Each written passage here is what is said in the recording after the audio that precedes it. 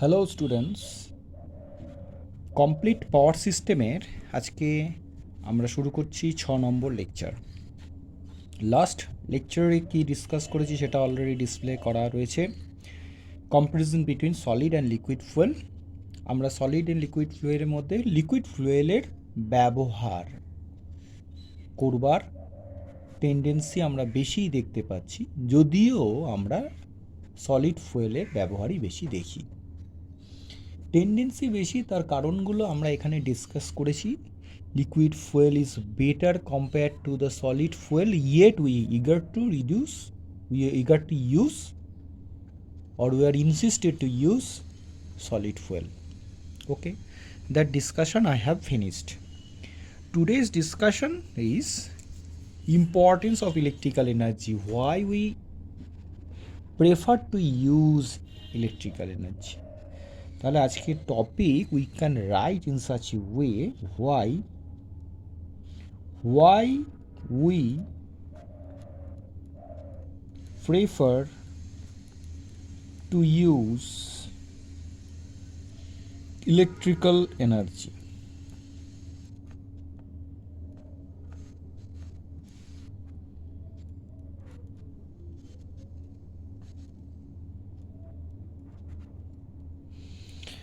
আমরা এটাকে কোশ্চেনের মতো করে ডিসকাস করতে পারি, সেইভাবেই লিখেছি। প্রথমত, ইলেকট্রিক্যাল এনার্জি সমস্ত এনার্জির মধ্যে বেস্ট এনার্জি হিসাবে ট্রিট করা হয়। কেন, সেটাই এখানে ডিসকাস করা হবে। ইলেকট্রিক্যাল এনার্জি একটা নেশন বা বলা যেতে পারে একটা কান্ট্রির সে কতটা অ্যাডভান্সড, তার লেভেল অফ অ্যাডভান্সমেন্ট আমরা কিন্তু তার এনার্জি কনজামশনের ওপর বেস করে চিন্তা করব। তার মানে ইলেকট্রিক্যাল এনার্জির ইম্পর্টেন্সটা এখান থেকেও কিন্তু অনেক গুরুত্বপূর্ণ। আদার্স কোনো এনার্জির ওপর বেস করে আমরা সেটা কিন্তু ডিসাইড করি না। ইলেকট্রিক্যাল এনার্জির কনজামশনের ওপর ডিপেন্ড করে আমরা কিন্তু সেই কান্ট্রি কতটা ডেভেলপড সেটা কিন্তু চিন্তা করব। তা এখানে আমাদের electrical energy is superior compare to the other forms of energy. Y?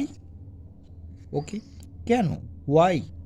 The reason is we will discuss few points.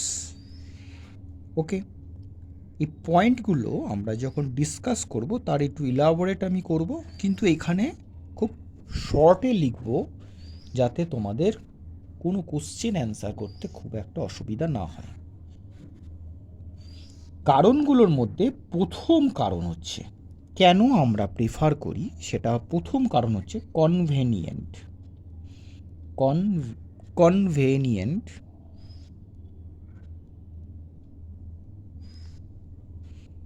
Form.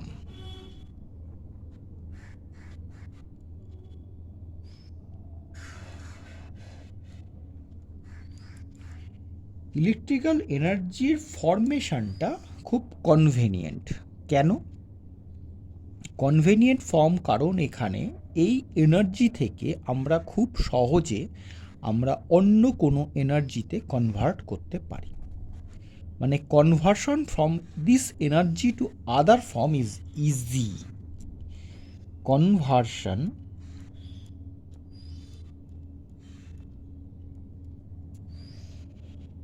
from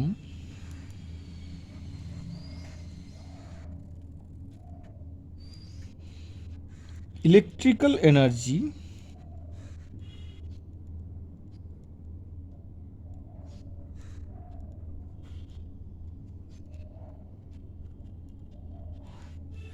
to other form of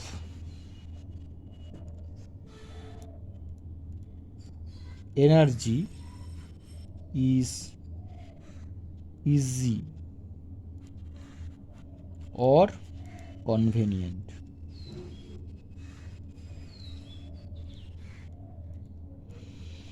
electrical energy থেকে আমরা আদার ফর্ম অফ এনার্জিতে কনভার্সন করতে খুব সহজে পারি। Example ধরো, হিটারে আমরা electricity পাঠিয়ে খুব সহজে হিট করতে পারি। তার মানে ইলেকট্রিক্যাল এনার্জি থেকে থার্মাল এনার্জি বা হিট ডেভেলপমেন্ট সম্ভব। নেক্সট, ইলেকট্রিক্যাল এনার্জিতে আমরা খুব সহজে লাইট এনার্জিতে কনভার্ট করতে পারি। কীভাবে? সুইচ অন করলে একটা বাল্ব জ্বললো, তাহলে এখানে ইলেকট্রিক্যাল এনার্জি লাইট এনার্জিতে কনভার্ট হলো। একটা মোটরে ইলেকট্রিক সাপ্লাই দিলে মোটরটা ঘুরতে শুরু করলো, তার মানে এখানে ইলেকট্রিক্যাল থেকে মেকানিক্যালে কনভার্সন হলো। তাহলে হিট এনার্জি, মেকানিক্যাল এনার্জি, এই যে এগুলো দেখতে পাচ্ছি বা লাইট এনার্জি, এগুলো প্রত্যেকে কনভার্ট হচ্ছে সবই ইলেকট্রিক্যাল এনার্জি থেকে আদার ফর্মস অফ এনার্জিতে। তার মানে জিনিসটা কিন্তু আমাদের এখানে বোঝাই গেল যে এর কনভেনিয়েন্ট ফর্ম কিন্তু এটাকে আমাদের হেল্প করছে যে আমার কনভার্সন খুব সুবিধাজনক। বোঝা গেল? নেক্সট পয়েন্ট হচ্ছে easy control. Other form of energy রেসপেক্টে ইলেকট্রিক্যালের এনার্জি যে কন্ট্রোল করা যায় সেটা কিন্তু অনেকটা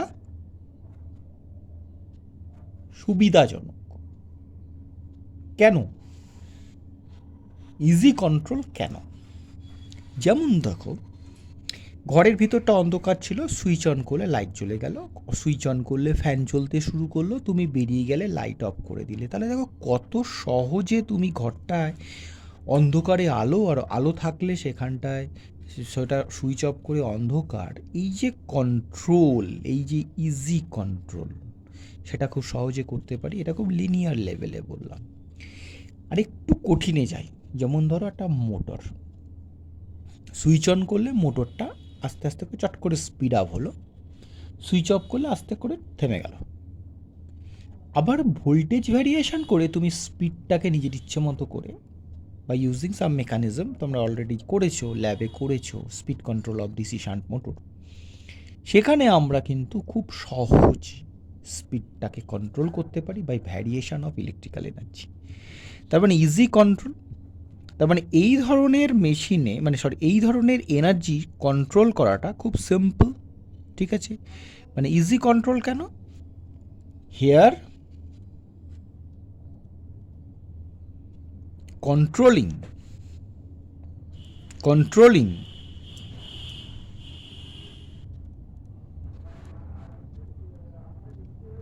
mechanism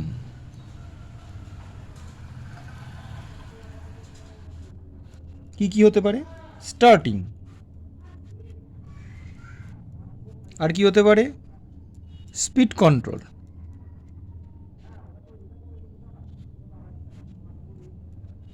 okay, stop. Here controlling mechanism is very smooth and easy.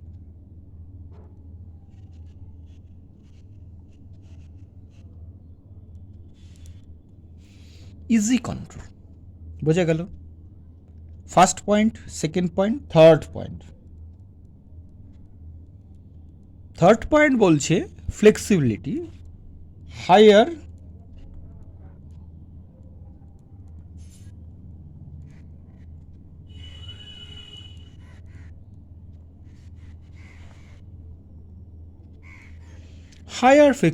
Flexibility কেন ভালো?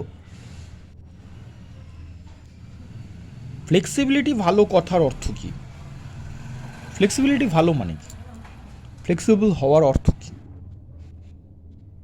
অ্যাকচুয়ালি ফ্লেক্সিবল হওয়ার অর্থ হচ্ছে এখানে আমরা খুব সহজে একটা ইলেকট্রিসিটি লোড সেন্টার থেকে সোর্স সেন্টার কত দূরে বলো।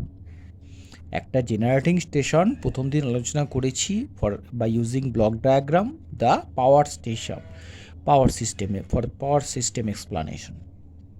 জেনারেটিং স্টেশন থেকে লোড সেন্টার মানে কনজিউমার এন্ড অনেক দূরে, কিন্তু আমরা কত সহজে ওই এনার্জিটাকে আমরা ট্রান্সফার করে দিতে পারছি বাই ইউজিং কন্ডাক্টর। কারণ হচ্ছে গিয়ে এই ধরনের এনার্জির ফ্লেক্সিবিলিটি ইজ ভেরি হাই। তো এটাকে আমরা খুব সহজে by using conductors we can transfer energy. Higher flexibility মানে এনার্জি ট্রান্সফার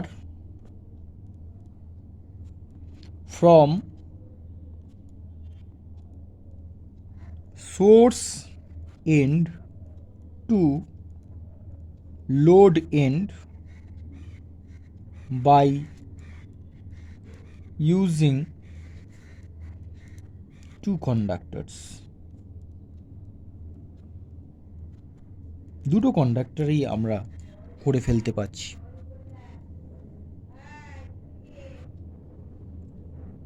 লোড সেন্টার আর সোর্স এই দুটোর মধ্যে একটা ডিস্টেন্স বেশি হলে আমরা মেকানিক্যাল বলো বা হিট বলো এনার্জিটাকে ট্রান্সফার করা সম্ভব না। একটা এক্সাম্পল দেখো, তুমি একটা পাঁচতলা বাড়ির একতলায় একটা হিটার লাগালে পাঁচতলা কিন্তু গরম হয় না, কিন্তু আমাদের একতলা বাড়ির নিচে মিটার রুম থেকে খুব সহজেই একটা পেয়ার অফ কন্ডাক্টরস ইউজে সেই এনার্জিটা পাঁচতলার বিল্ডিংয়ের সর্বত্র পাঠানো সম্ভব।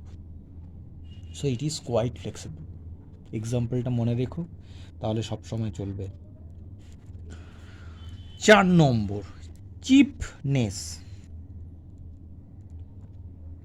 এটা খুব একটা বলার দরকার পড়ে না।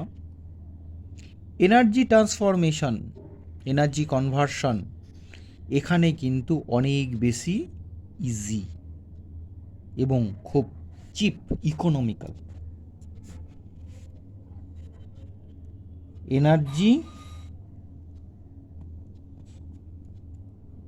এনার্জি কনভার্সন, ট্রান্সফার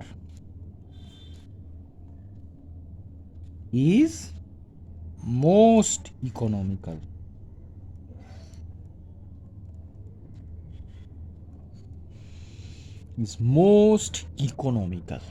খুব সহজে করে দিতে পারে এবং খুব তাড়াতাড়ি করে দিতে পারছে, এবং এটার জন্য কিন্তু আমাদের এখানে যেটা বলা যায়, এটা আমাদের একটা মোস্ট চিপেস্ট এনার্জি হিসাবে ট্রিট করা হয়। ঠিক আছে, চিপ, খুব সস্তা, খুব একটা খরচা নয় এনার্জি ট্রান্সফার করার জন্য। বাই ইউজিং কন্ডাক্টর আমরা ট্রান্সফার করে দিতে পারছি, এবং চিপ হওয়ার জন্যই দেখো আমরা কিন্তু ব্যবহার করতে পারছি। নেক্সট হচ্ছে ক্লিনলিনেস।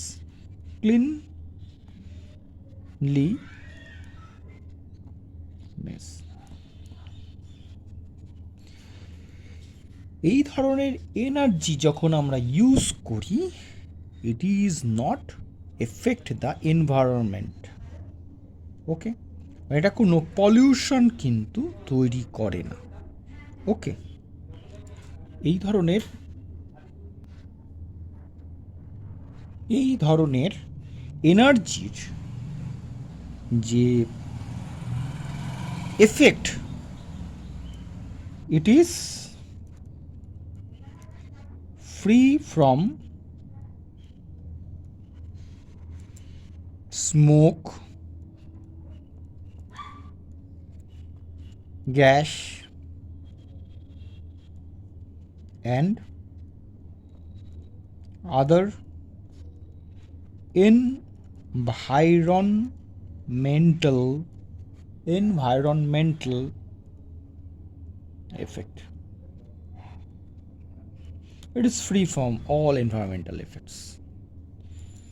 Last, ultimate বলা যাবে না, আরও অনেক পয়েন্ট ডিসকাস করা যায়।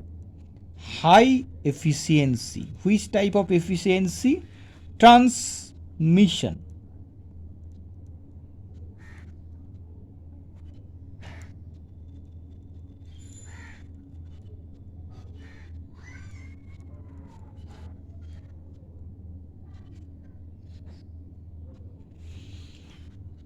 ট্রান্সমিশন এফিসিয়েন্সি, এটা লং লং ডিস্টেন্স থেকে আমার এনার্জি ট্রান্সফার হচ্ছে, কিন্তু এই ধরনের ট্রান্সফারেশনে আমরা দেখেছি যে কন্ডাক্টরের পাওয়ার লস হিসেবে যেটুকু লস বা যে ড্রপগুলো আমরা কনসিডার করি, তাতে কিন্তু আমরা এখানে খুব একটা ভোল্টেজ ড্রপ পাই না।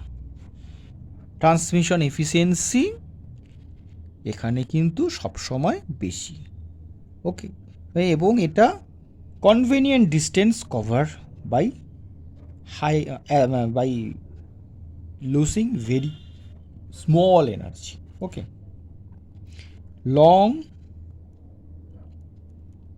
distance can cover with high efficiency, high transmission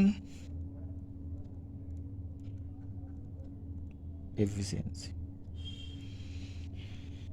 High transmission efficiency we can achieve. So this type of energy we prefer to use. First point, convenient form, very convenient, খুব সহজেই এটাকে convert করা যায়। Uniform, electrical to mechanical, electrical to heat, electrical to thermal, electrical to light, whatever energy conversion we can do. So it is a very convenient form. Convenient form, এই গঠন বলতে এই যে ফর্মটা, electrical form is very convenient to change from one form to another. Easy control, এই ধরনের এনার্জির কন্ট্রোলটা খুব ইজি। ডেফিনেটলি আমি তো বললাম, ঘরের ভিতরেও ঢুকে তুমি light on, switch on, light off, switch অফের মধ্যেই করতে পারছো। মেশিনের এক্সাম্পল দিলাম। ফ্লেক্সিবিলিটি ডেফিনেটলি, একতলা থেকে পাঁচতলা সমস্ত ঘরে ইলেকট্রিসিটি আমি খুব সহজেই ট্রান্সফার করতে পারি বাই ইউজিং জাস্ট 2 কন্ডাক্টার্স, যেটা কিন্তু হিট এনার্জি এইভাবে কনভার্ট করা সম্ভব না। তার জন্য কিন্তু আমাকে যথেষ্ট পরিমাণে চিন্তা করতে হবে। ফ্লেক্সিবিলিটি হেয়ার ইজ নট দেয়ার।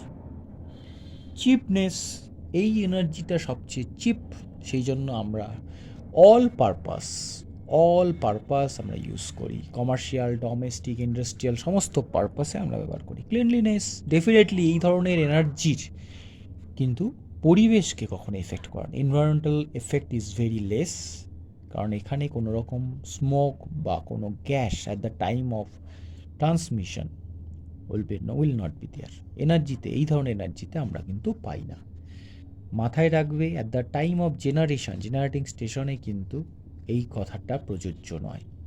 আমরা যখন ইলেকট্রিক্যাল এনার্জি বানিয়ে ফেলেছি আফটার জেনারেশন, সেই জেনারেশনের পর থেকে যখন পাওয়ারটা জেনারেট করে গেছে, সেই এনার্জি কিন্তু পরিবেশকে কখনো পলিউটেড করে না, সেটা বলা হচ্ছে। ট্রান্সমিশন এফিসিয়েন্সি এখানে যথেষ্ট বেশি, সেই জন্য আমরা লং ডিস্টেন্স খুব সহজে কভার করতে পারি। বোঝা গেল? মোটামুটি আজকে এখানে আমি আমার লেকচারটা শেষ করছি। এটা হচ্ছে পাওয়ার সিস্টেম, কমপ্লিট পাওয়ার সিস্টেমের একটা ইন্ট্রোডাকশান আমরা কমপ্লিট করলাম। ঠিক আছে, এখানে আমরা সাধারণত আর খুব একটা বেশি কিছু জিনিস আলোচনা করছি না, তবে পাওয়ার জেনারেশন আমরা নেক্সট লেকচার থেকে শুরু করব। এটা আমাদের 6 নম্বর লেকচার ছিল। 7 নম্বর লেকচার থেকে পাওয়ার জেনারেশন শুরু করব এবং তার রিলেটেড যে সমস্ত টপিক থাকবে সেগুলো আমরা প্রথমত উল্লেখ করে তারপর পাওয়ার জেনারেশন স্টার্ট করব। পাওয়ার জেনারেশনে আমরা সাধারণত থার্মাল পাওয়ার জেনারেটিং স্টেশন, তারপরে হাইডেল পাওয়ার generating station, nuclear power generating station, এগুলো আমরা স্টাডি করব। অ্যাজ ওয়েল অ্যাজ নন কনভেনশনাল কিছু স্টেশন, কনভেনশনাল কিছু স্টেশন আলোচনা করব। কোনটা নন কনভেনশনাল, কোনটা কনভেনশনাল, কেন তারা নন কনভেনশনাল, কেন তারা কনভেনশনাল, সমস্ত কিছু ডিটেল আমরা এখানে আলোচনা করব। ওকে, থ্যাংক ইউ ভেরি মাচ। তোমরা সমস্ত লেকচারগুলো সিরিজ ওয়াইজ ফলো করো। প্লেলিস্ট দেখে ফলো করো, জিনিসগুলো ভালো করে দেখো, বোঝার চেষ্টা করো, বুঝতে না পারলে কমেন্টস বক্সে লেখো, পছন্দ হলে অবশ্যই একটা করে লাইক। আর যে সমস্ত স্টুডেন্টরা পড়াশুনো করবার ইচ্ছেটা আছে এবং পড়াশুনো করতে চাইছে ফ্রি অফ কস্ট, শুধুমাত্র ডেটা খরচা ছাড়া, তারা কিন্তু এগুলো পেতে পারে। তোমাদের একটা লাইক আমাকে আরও অনেক বেশি ভিডিও তৈরি করতে ইন্সপিরেশন যোগাবে। আমিও চেষ্টা করব এই ভিডিওগুলো তৈরি করে তোমাদের মধ্যে সার্কুলেট করার। উদ্দেশ্য একটাই, তোমরা ভালো করে পড়ো, ভালো করে শেখো যতটুকু আমি জানি, এবং তোমরা যদি কিছু নতুন কিছু পাও কমেন্টস বক্সে উল্লেখ করো, সেখান থেকে আমি নিজেকে আরেকটু অন্যরকমভাবে রেকটিফাই করে তোমাদের সামনে তুলে ধরতে পারি। Thank you very much once again, thanks a lot.